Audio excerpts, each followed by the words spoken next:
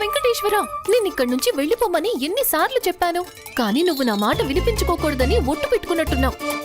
నీ పెదవుల మీద వేలు పెట్టుకుని నా నోరు మూయించాలని ప్రయత్నం చెయ్యొద్దు.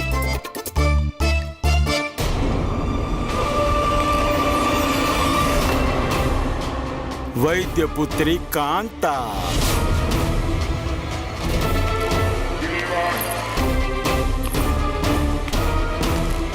నీకు ఇతను ఎలా తెలుసు? పాము నిద్రపోయిందా ఏంటి? అడిగిన దానికి చెప్పు. వెంకటేశ్వర, ఎక్కడిరుక్కున్నాం కాంతా?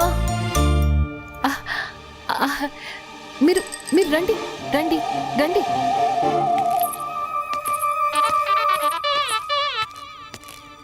మహామాత్యులు నాకు ఆదేశాన్నిచ్చారు మీతో పాటు తన మీద దృష్టి పెట్టమని.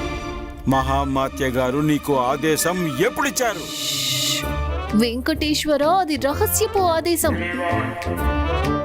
కేవలం ఇచ్చి పుచ్చుకునే వాళ్ళకే తెలుస్తుంది. ఓహో, అలాగా. నీకు తను ఎలా తెలుసు? తను నా చిన్ననాటి స్నేహితుడు. తను గురుకులానికి వెళ్లే వరకు కలిసి ఆడుకునేవాళ్ళం. అందుకే మహామాత్యులు గారు నన్ను నిజం తెలుసుకోమని పంపించారు. ఎవరికి తెలుసు, నెమలి పింఛం తనే దాచిపెట్టాడేమో. ఏంటి? ఆ అది నువ్వు ఎలా చెప్పగలవు? నాకు తెలుసు. తను చాలా అబద్ధం చెప్తాడు. చిన్నప్పుడు ఊపిరి తీసుకోవడం కంటే అబద్ధాలే ఎక్కువ చెప్పేవాడు. మనం ఎక్కువగా మాట్లాడుకుంటే తనకు అనుమానం కలుగుతుంది, ఇద్దరం ఒకటేనని. ఇక మీరు బయటికి వెళ్ళండి. నేను నిజం తెలుసుకునే ప్రయత్నం చేస్తాను. నీకు ఎప్పుడైతే నిజం తెలుస్తుందో అప్పుడు నాకు వెంటనే చెప్పాలి. వెళ్ళండి వెళ్ళండి.